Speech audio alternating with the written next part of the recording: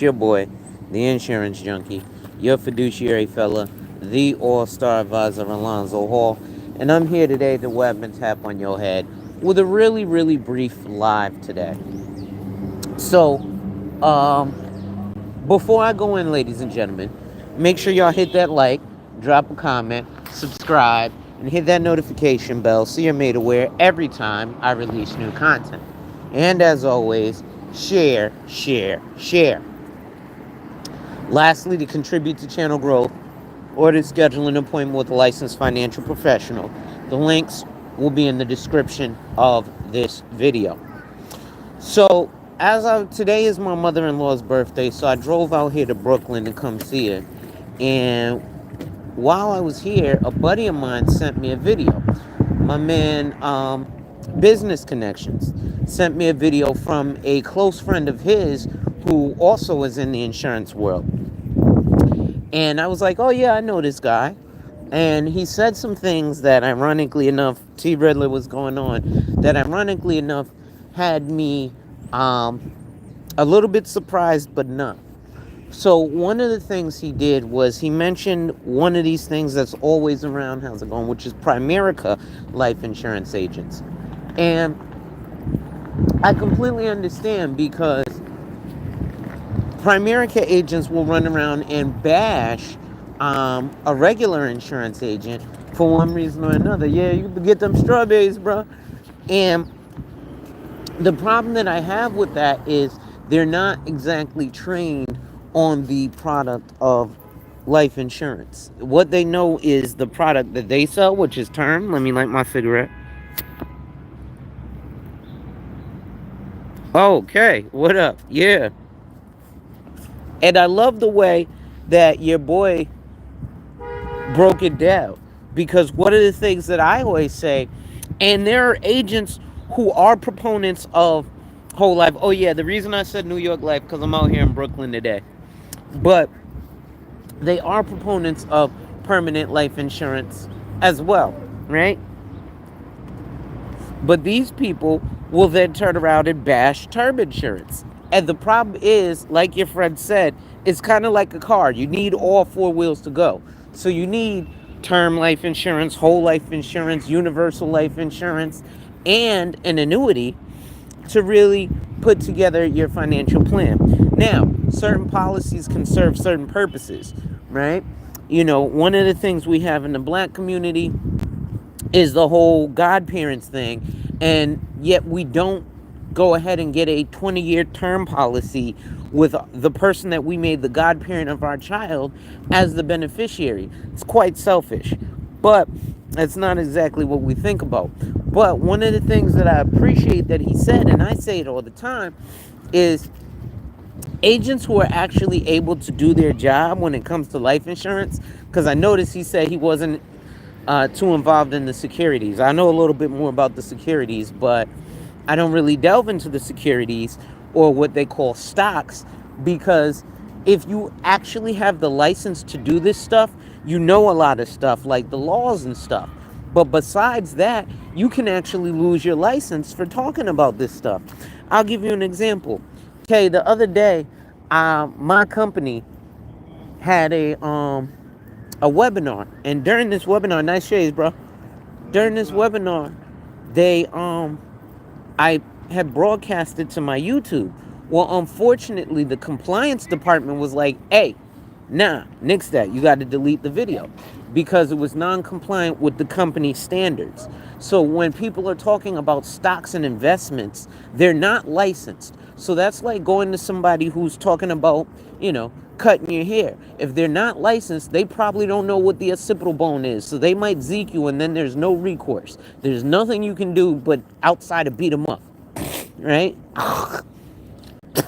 And so that's the same thing with your investments. So you won't hear people who are actually doing this stuff for a living talking about it online, right? But even when it comes to the insurance, as he said, the reality of it is that having the insurance license, you should know the ins and outs of multitudes of products. And that's one of the beautiful things that he said. As a broker myself, I know the ins and outs of different products, and I have the opportunity to learn the ins and outs of different products. If you're a captive agent, it's very difficult. And just so you know, he mentioned Primerica, which I wouldn't deal with, but they're not the only captive company. Big companies are captive companies too. Companies you may be familiar with. One I actually typed in the chat. New York Life is a captive company. So if someone works as an agent with New York Life, they only work with New York Life, right? Now, if someone is a MetLife, which is now Bright House Financial, they work only for MetLife. Though you can actually be a broker for Bright House too. Um, but there are certain companies. What do you want them to run the people over? There are certain companies that allow you to be a broker. So, are you honking at me? What the fuck? Okay. Wow. So somebody was just learning how to drive and apparently has an attitude when people are walking across the street. Anyway, so when you're looking at, like Prudential is a company that you can be a broker for. So like your friend said, as a broker, I have the ability to look at different carriers' products and put you as the client in the best position. The thing is that as a consumer, it's not always best to go with the name that you know the best, because sometimes those products are robustly expensive. For example, my broker dealer is Mass Mutual. So if someone has an investment, I'll put them with Mass Mutual. But when it comes to their insurance, generally, I'm just going to put their insurance with a different carrier that's more affordable, right? So they can have more money, more dollars spent on getting a benefit as opposed to getting just a name. Now, there's things that come behind that. What's up, Miss Queen? There's things that come behind that, such as, the strength of the company, things like that. So when you get a company like New York Life, Northwestern Mutual that are captive, meaning that the agent that sells their products only works for them. Again, like Kay's friend, I'm a broker. So as a broker, I get to do whoever, whatever, whenever, right? And like I said, the beauty of being a broker is that you don't work for the company, you work for the client. So, for example, when you meet a financial guy and you're like, hey, what company do you work for? Well, one thing you should probably ask is, instead of what company do you work for, you should ask, do you work for me or the company? So the person will generally say they work for you, because as an independent, I work for you. I don't have a boss. The company is not my boss. I could give a fuck what the company says, because my boss is the client. So my job is to reach out and find you, what fits best. Now, obviously, that's where comes my expertise, right? So what happens is you'll get agents who find certain carriers that they prefer the most. So one big carrier that a lot of agents seem to like, I noticed, ironically enough, a lot of black agents seem to like this company, is a company called NLG, National Life Group. Now, I don't know what it is about that particular company that is attractive to black people, but it seems to be that's the company that a lot of those guys use. um, but NLG is actually a pretty good company. It's either black people or new people, a combination of both. um, Other carriers, like I said, Mass Mutual, Emeritus, Nationwide, um, and then you also have to look at what company fits the client's needs. So most of these companies that I'm talking about are wealth-facing companies. So when I say wealth-facing, I mean these are companies that you're going to get people who are wealthy trying to accumulate and pass on wealth. Let me go sit in my rental real quick. I got a rental car while my car is in the shop. Here it is. Obviously, with Iowa license plates, it's not mine, right? Mine would be Connecticut. But yeah, the Benz is in the shop right now. So cause somebody backed into me. So while that happens and I'm waiting, I will sit in my rental vehicle for a moment and finish my YouTube video. And then when I finish my YouTube video, I will go back in the house with my mom-in-law and my wife, because I know she wanted me to pick her up some Popeyes. But I ain't want to pick up no Popeyes yet. But so when you're looking at you know, I think in the title of his video he was like, I'm gonna make some Primerica agents mad. And a lot of people, especially again in the black community, I don't have anything against any other community, but I'm black. So I'm gonna be talking about things to and from the perspective of the black community. Now, I do belong to other communities, like the wealthy community, which isn't just black folks or white folks, or it's a bunch of different people. When you get to certain thresholds in wealth, people stop caring. But one of the things is that Primerica tends to prey on people who don't have quite financial savvy or literacy, if you will. What do I mean? Well, one of the things that they do, number one, is they mistrain their agents. So let's talk from the perspective of, we're not going to talk about investments, right? We're going to talk just from the perspective of what your life insurance license allows you to sell. So your life insurance license allows you to sell, obviously, life insurance. Bronze, what's going on? If you have your health insurance license, you can also sell long-term care insurance. Obviously, health insurance, dental and vision insurance, health savings accounts, flex savings accounts. Um, and then your life insurance license also allows you to sell annuities or IRAs.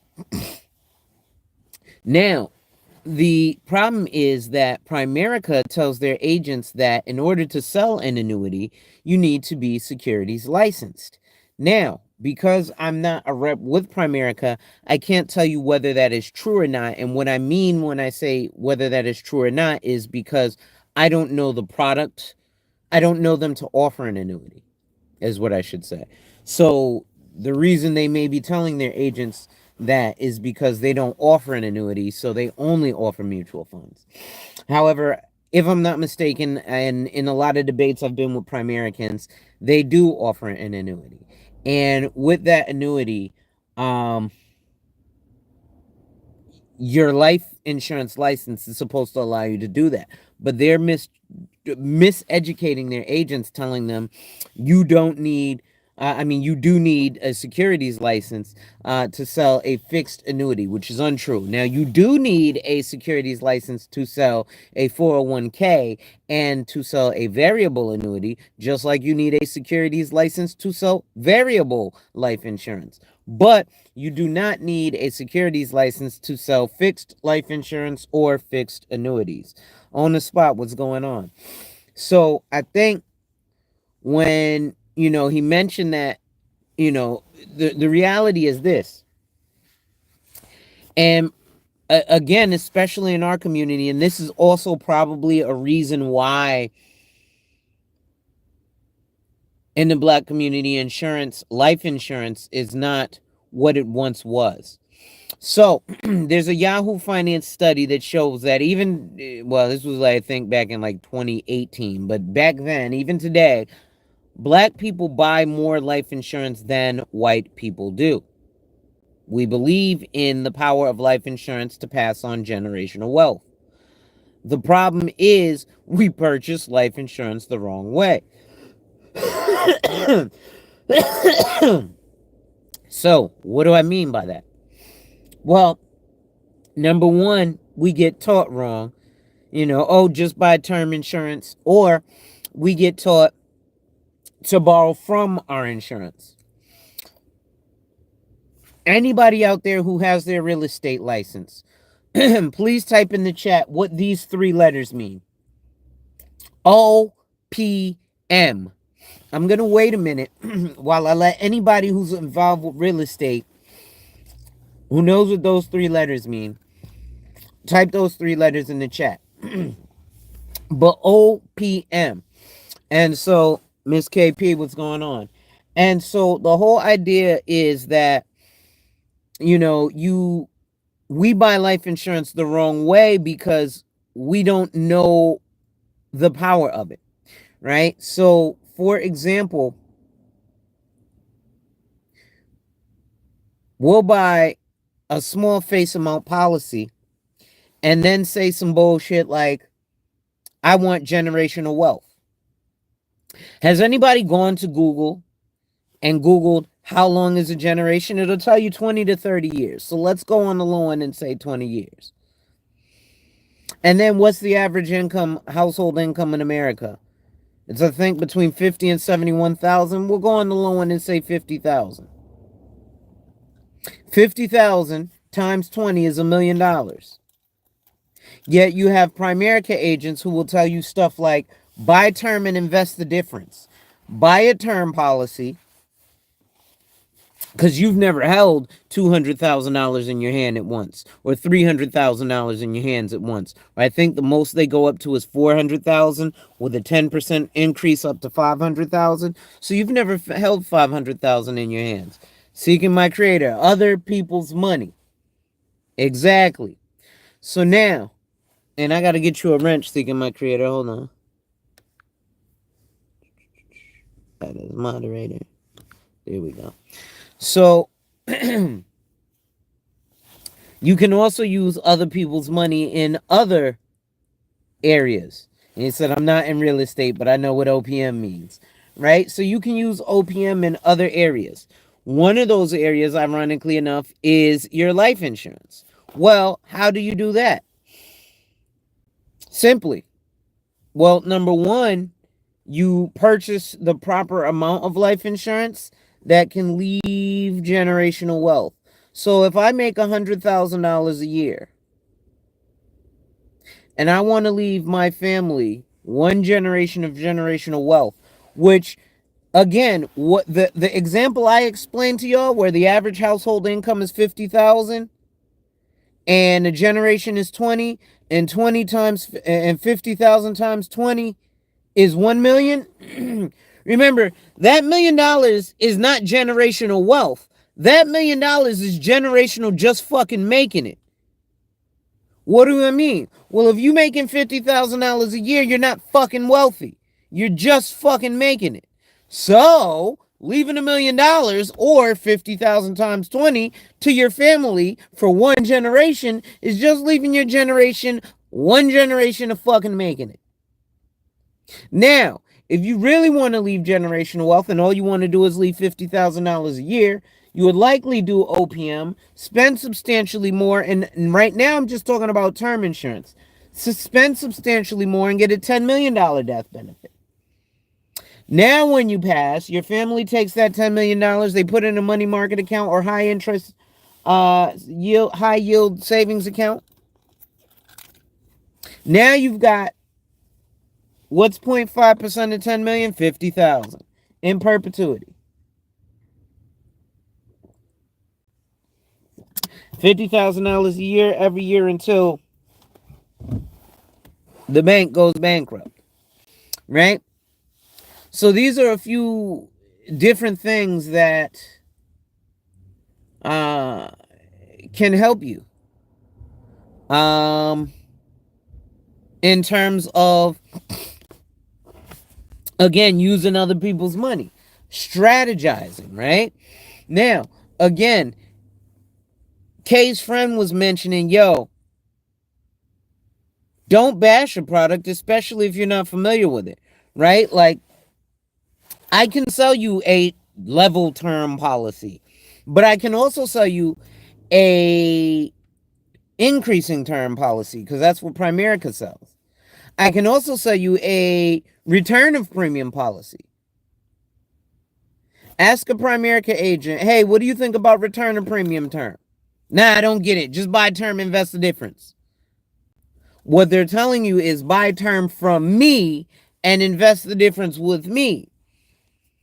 But you have to have enough to invest. So let's look at this invest the difference. The average investment minimum is actually $10,000, which is $834 a month. But the average investment into a mutual fund is about $25,000. So, at $25 a month, because that's what they tell you to buy term and invest $25 a month. $25 a month, it would take you 1,000 months to equal the actual average minimum investment in a mutual fund, which is $25,000. Just so you know, 360 months is 30 years. So now the bullshit that they're telling you sounds like bullshit.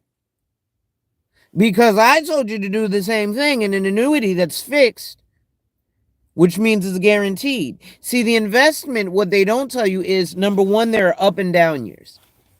And a lot of people tell you this dumb shit. Why don't you just go get something that's going to get you 10%? Because there is nothing that's gonna get you 10%. There are things that may get you 10%, but that doesn't guarantee that you're getting 10%. So, what do I mean? Well, here's how investing works. Let's look at it like real estate. If there are some people who are in the market for a house, people got a house for sale, and they put the house on the market for $1 million because comps in the area sold for close to that. Say the comps in the area sold for $850,000, but they didn't have a swimming pool, and this one does.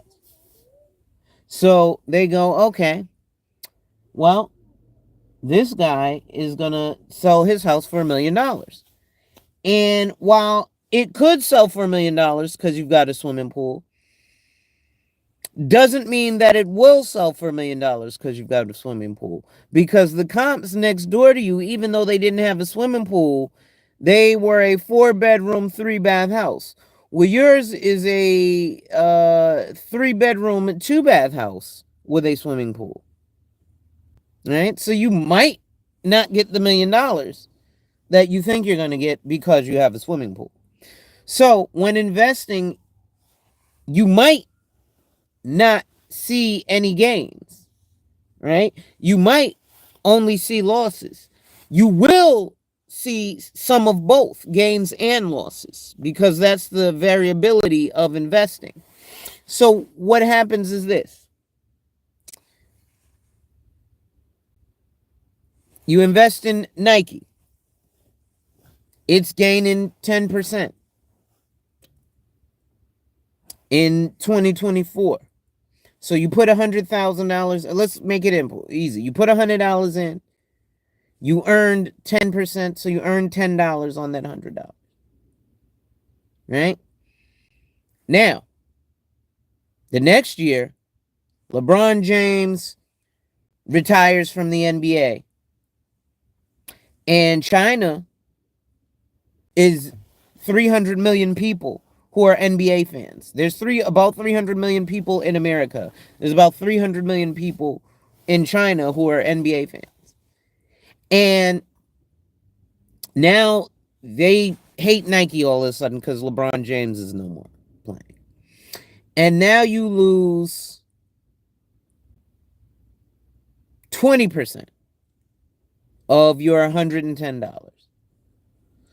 So instead of losing $11, you're going to lose $22. Right?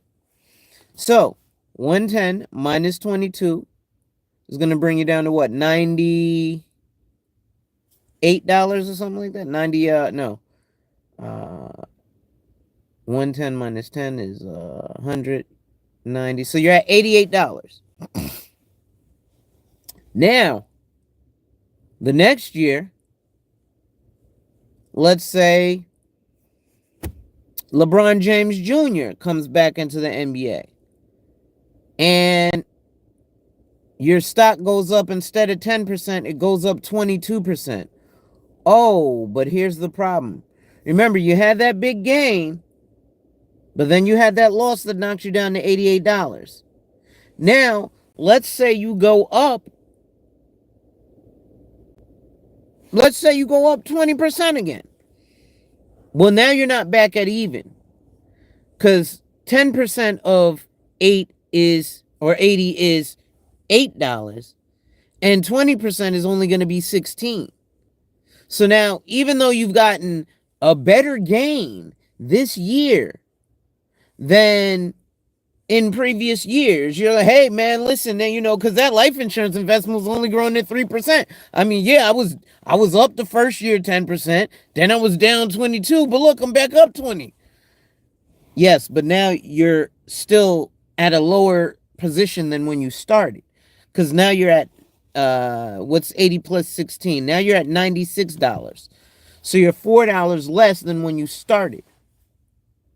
Oh, plus time is going by. You're 3 years in now. Because that's how investing works. You see, it sounds nice to hear this shit on YouTube and Instagram and fucking all that shit. Oh, just invest. Look, we're going up. QQQ is going up. Nobody teaches you about the downtime. Now, let's say you rally up again in another year, which never happens. It's always volatile. There's never been growth.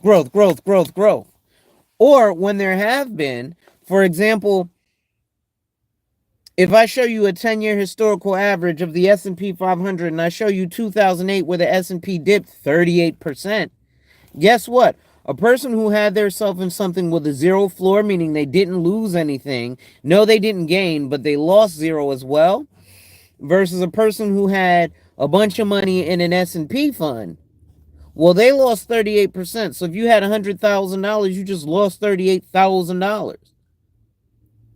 Right? So that brings you to what? $62,000? So even if the market the following year goes up 38%, because you're at $62,000 and not $100,000, it's not even going to bring you back to break even point.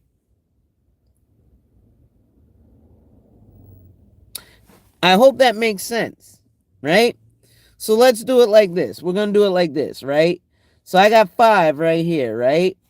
I do my investment in 5 and then it goes down 20%. So now I got 3, right? But if it goes up 20% from 3, that doesn't even exactly bring me to 4. It might bring me to 3.5. Right? And then the next year, let's say it just goes down and I go back to 3. And then let's say the next year it gains 10%. That brings me to 3.5. About. Because you're going to get 0.3 points. So the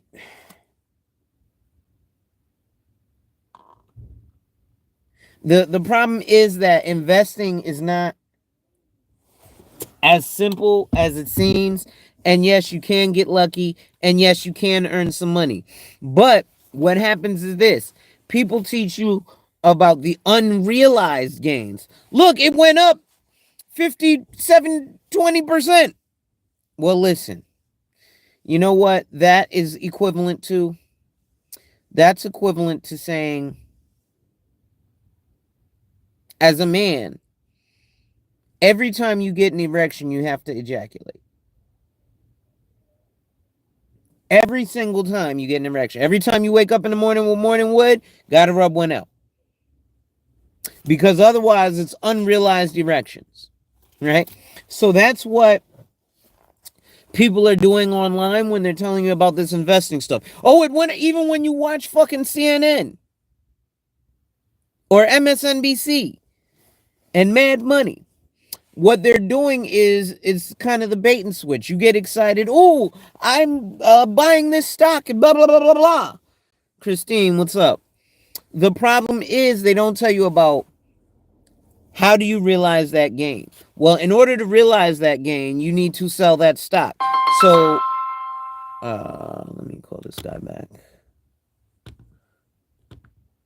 So, in order to realize that gain, you need to sell the stock, right? So now, when you sell the stock, you either need to sell it uh, off the major market, or if you're selling it on a major market, then you need to sell it for a profit, number one. And then number two, you need to, oh shit, I gotta check my battery power. And number two, you need to make sure that you look at the taxes, because there's going to be capital gains taxes that you have to pay. It's not tax free. So when you're trading in and out of all this shit, remember at the end of the year, you're going to get a 1099 from Fidelity, from Acorn, from Robinhood, from Stash, from this investment app. Right? Those things happen. So what ends up happening is they don't educate you on this stuff, and then you go willy-nilly and you end up getting screwed. Right? Again, $25 a month, you need to do that for 360 months. Or I'm sorry, 1,000 months. Meanwhile, 360 months is 30 years. Hold on. Nakia?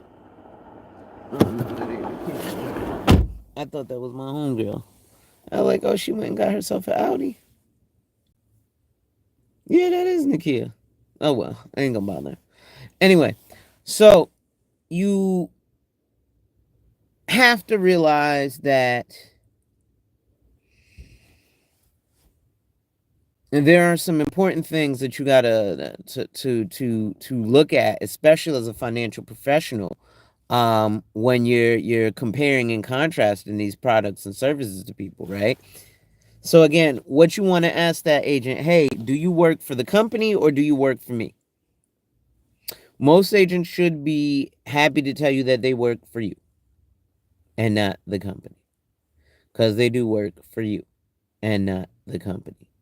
Again, when I say that, I mean that they are looking out for your interests. They may have picked a few carriers that they use for specific things, right? Like I use a specific carrier for my regular people, another carrier for my what's called guaranteed issue, another carrier for, my disability insurance, another carrier for accidental death benefit, because certain carriers are Royston, what's going on? Certain carriers are uh, best suited for other for certain products.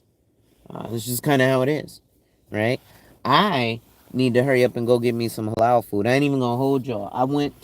I came to New York and I couldn't resist. I might go get me another one, but I just went and got me 2 ounces of weed from the fucking store. They got Captain Crunch, Fruity Pebbles, bubblegum, and frozen blue raspberry flavors. So I went and caught me an ounce so I can have it and call it a day. Right? But that's one of the things that's very frustrating with financial people, is that they don't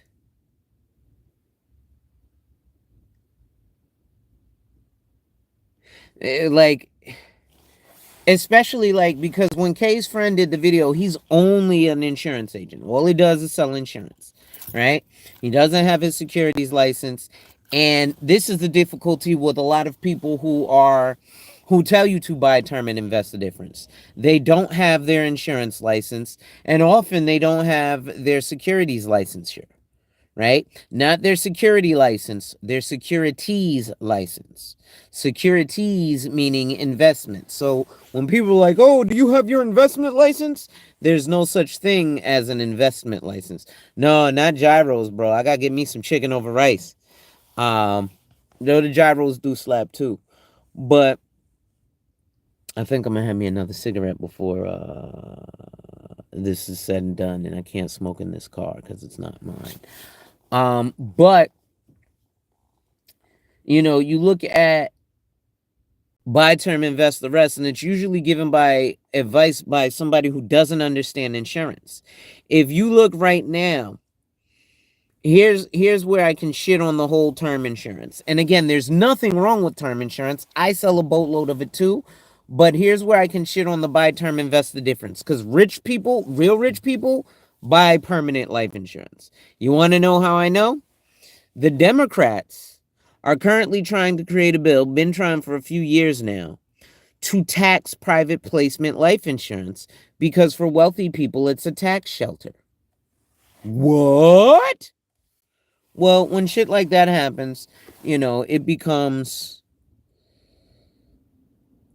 obvious that that's why they're pushing, most people towards investments. If you look at, like, if I could show you guys, if you go to Google and type in annual end of year BOLI report, BOLI, meaning bank owned life insurance, the most recent one I can think of showed that 4 of the biggest banks, Bank of America, Chase, Citibank, and Wells Fargo, combined put about, well, actually, no, I'm sorry. Fucking Bank of America itself put $6 billion into the stock market.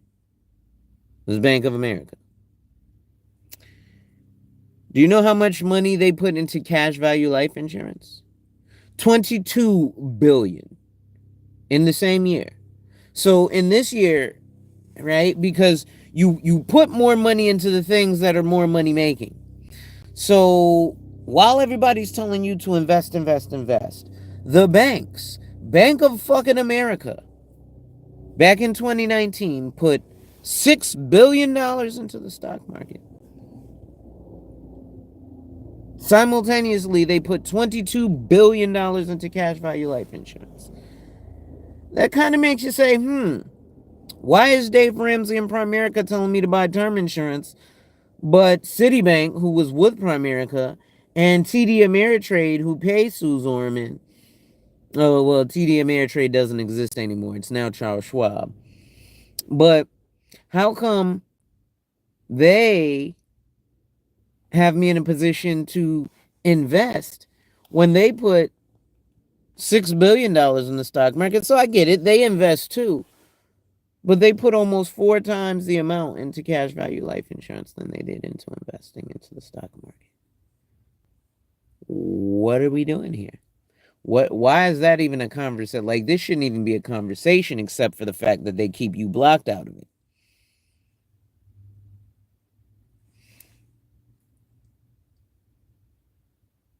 Why does Wall Street want you to go into the stock market now? Because the wealthy don't go into the stock market to gain wealth. They go into the stock market for preservation of capital. So what do I mean by that? Well, if you took $100,000 in 2020, put it in a bank account, and let it sit there for 10 years until 2030, and had a 3% annual inflation, what up, Chaos? You would have half your spending power in the year 2030. So your $100,000 might look like it on the bank ledger, but the spending power of that will be $50,000. So it'll buy you half this stuff. So what wealthy people do when they play the stock market is to preserve capital, because they know that the likelihood is that the average ROI, which is return on investment, over the average time horizon, which is length of time a person puts their money in, lets it sit there, do what it do until they take it out, which is why there's no such thing as, hey, this play, hey, this play, hey, this play. A play is a day trade.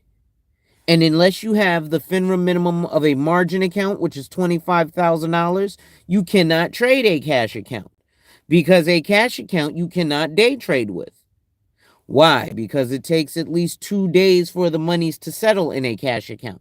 Therefore, you cannot run this play today and then this play tomorrow, because it takes 2 days for the money to settle. So, I'm not going to talk anymore, too much more heavy investment shit, because right now I just shitted on a whole bunch of people's channels, some that I follow and watch. Um, but I will not, I shitted on some content, some that some of y'all follow and watch, right? But there's certain things that you just kind of want to be careful with, right? So you want to do CSI, coverage, savings, investments. You want to start getting your coverage. So if some shit happens, stuff is taken care of, right? We always talk about life insurance. What if something happens and you die? But I like to talk about life insurance. What if something happens and you live? Then what? See, if you ain't got life insurance, you don't have living benefits. So you don't have critical illness, chronic illness, or terminal illness protection. I was in the elevator earlier today with one of my neighbors. Thank God I just beat cancer. Oh man, I'm glad you did. But had you had life insurance, it would have been a little easier to deal with because they'd have given you up to 75% of your death benefits. So let's say she had $1 million death benefit. Found out she had cancer. Cancer's something they tell you you're going to be terminally ill from, or, you might be 3 years, 12 months or less. Okay. Well, then I'm going to tell this to the doctor. Hey, doctor, give me the letter. Tell this to my insurance company. Hey, insurance company, I got 12 months or less. Oh, yeah. Okay. Well, here's $750,000. You know what? With this $750,000, I'm going to go to Bogota, Colombia, and get this unorthodox injection that isn't approved by American insurance, but it's approved over here. Oh, you mean you can't do that with your investment? Why? Because you have to liquidate it. So what does that mean? Well, let's look at that same scenario. Somebody got $1 million in Tesla, right? Or they put some money in and now their worth is $1 million. It's accreted to $1 million, right? And they get hit with cancer. And they want to go to Bogota, Colombia to get this life-saving treatment. Well, you can. Okay, let's see. So you got to sell your Tesla stock. Okay, well, I need to sell. So the procedure itself is $250,000. So I got $1 million. So I need to sell at least $250,000 worth of Tesla stock. And I got to get to Colombia. And I got to, stay at a safe resort and heal for 3 months. So that'll probably be another 100,000. So I need to take 350,000. So I need to sell 350,000 worth of stocks. Oh, one problem. Two things: unrealized capital gains and realized capital gains. So first, you got to find somebody who has the $350,000 of liquid capital to buy your Tesla stock. Oh, yeah, and when you sell your Tesla stock, you have to pay capital gains taxes. So that 350,000, what's capital gains tax currently? I believe it's 20%. So that means that they're going to take 70,000 from that 350,000 that you're taking. So now you're left with 270,000. But that's not enough because the procedure is 250,000. And then you got to stay in Colombia for 3 months, and you got to get to Colombia. And 20,000 is what you're going to pay your helper for coming to Colombia to stay with you for 3 months. You've got a conundrum. So now you need to sell more stock. Oh. Okay, well, hope somebody got some more money that is willing and interested in buying at that price. And then, and mind you, this is only if you have your shares in the open market. Most people don't have, well, if you got, $1 million, you're not going to be having $1 million on fucking Acorn or Stash like Wall Street Bets. That motherfucker had no money, made a gamble, made some quick money. That shit blew up. Real investors are going to go with a financial advisor, right? And this is how broke people stay broke. I don't need to pay nobody to do that. Well, yeah, you do, right? Prime example, I had a battery go on my Benz. My brother-in-law, who's a mechanic, well, why don't you just change it yourself? Because I'm not a mechanic. Oh, yeah, just go down to AutoZone, get the battery, come back from AutoZone, change the battery. Call AAA, pay them motherfuckers to do it. Done. He was crying, oh man, you could have did it yourself. Well, first of all, I have to find the right battery, make sure it's the right battery, because the batteries have different sides and shit, and I own a Benz, so I don't know which battery's which. You know what, the guy at AAA, let me test. Yeah, we got your battery. 10 minutes, I was done. Now I gotta, instead of taking my black ass down to AutoZone, going to the batteries, which I don't know about, asking the guy who works in the batteries, oh, wait, that means I still can't do it myself because I gotta get somebody who's in the profession to, hey, which battery is for a Benz? And usually if it's some fucking teeny bopper working there, he don't know and or care, so... And there you go. Let me have this half a stove before I go in. Cause I'm gonna have to go in, go get me some halal food, go get my wife some Popeye. But versus just paying the AAA guy. So that's the same thing. People use financial advisors because they'd rather use my services and get what they need done, as opposed to trying to fumble around and learn some shit that they don't know about. Right? That's why McDonald's has sold over 1 billion burgers, right? It's not that you can't make a burger yourself, but the convenience and the consistency of taste, right? Is going to be very consistent and very convenient. So, again, not really trying to shit on anybody, but that's kind of what happens when a person's talking investments and they really don't know it. Oh, damn. Hold on, y'all. Had to spark my lighter. Yeah, you know what? I'm gonna do another spit around the block. That's what I'm gonna do. I'm gonna walk around the block one more time. I miss the old neighborhood. It's the old neighborhood. I ain't been here since almost 10 years, 2015. Damn. Yeah. I ain't been on this block damn near 10 years.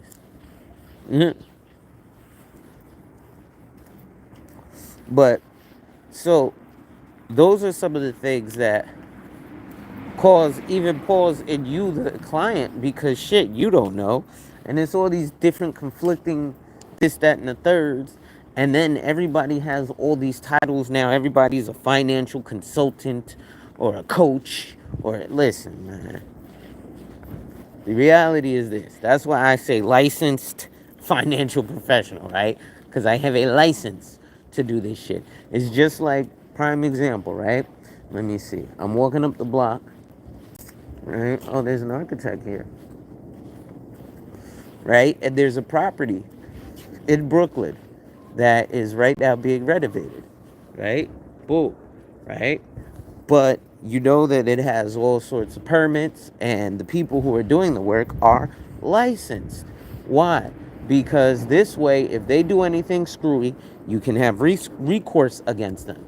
Now, can my cousin, Ricky, who been doing carpentry for the last 32 years, go out there and probably do a bang up job? Heck yeah. But if he screws up something, what are their recourse against him? Nothing. What you gonna do? Sue him? We're suing him for the damages to this, that, and the third. Whoa, whoa, whoa, whoa, whoa, whoa, whoa.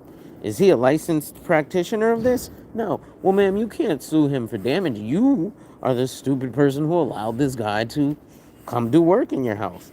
Did you not get a vetted? You couldn't get a licensed professional? No? Oh, well, then that's the risk you took. Unfortunately, sir or ma'am, that's nothing that the court is going to take care of for you, right? So it's the same thing when you're listening to, Wall Street Trapper versus, listening to me or listening to Kay's friend, right? Because, a matter of fact, I'm about to go get me a bag of potato chips from the corner store. As a listening to me or listening to Kay's friend, right? Why? Because when a person has to go through certain things to get credentialed, uh, they're going to take things a little more serious. They're going to move a little more serious. Now, is this 1000% unequivocally true? No, because there's a bunch of folks. That's a beautiful red CLK. I mean GLK. There's a bunch of folks who get their licensure and are dirtbags, right?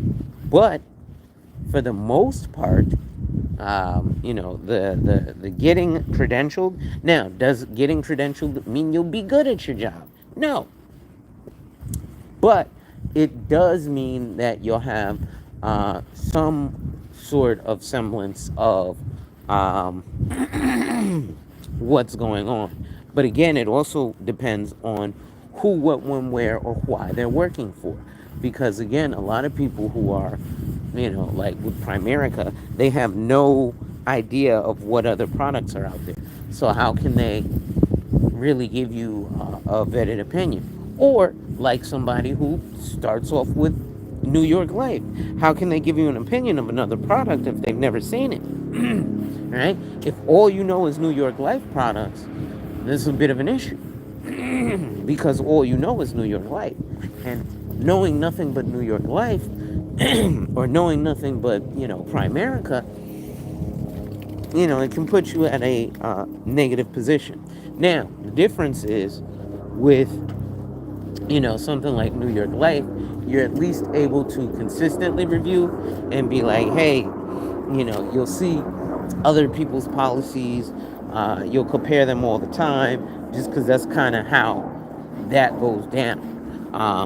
That's just kind of what occurs in that system, right? You end up running across so many different types of policies and so many different people because you're doing policy reviews and all this sorts of stuff.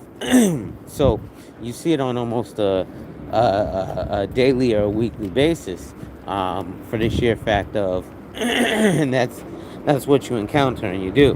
What's going on, Malika? No problem. I'm glad you were able to stop by.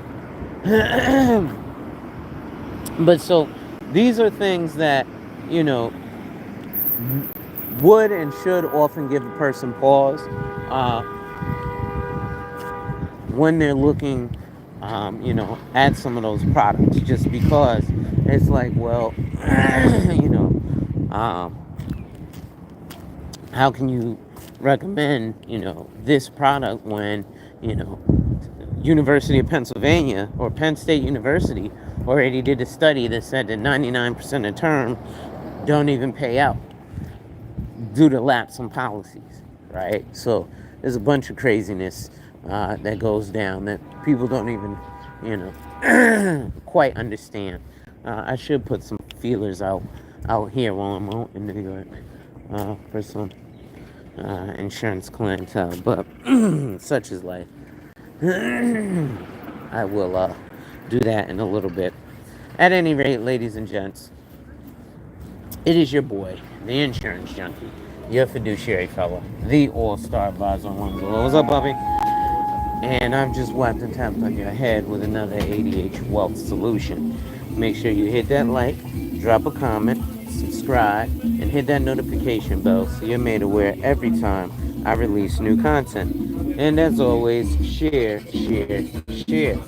Lastly, to contribute to channel growth or to schedule an appointment with a licensed financial professional, the links are in the description of this video. With that being said, ladies and gentlemen, wipe abs. Work in progress every day and see success. And remember, folks, when people challenge you, they don't challenge you to challenge you, but they challenge you to challenge you. Accept the challenge. Salute. How do I end?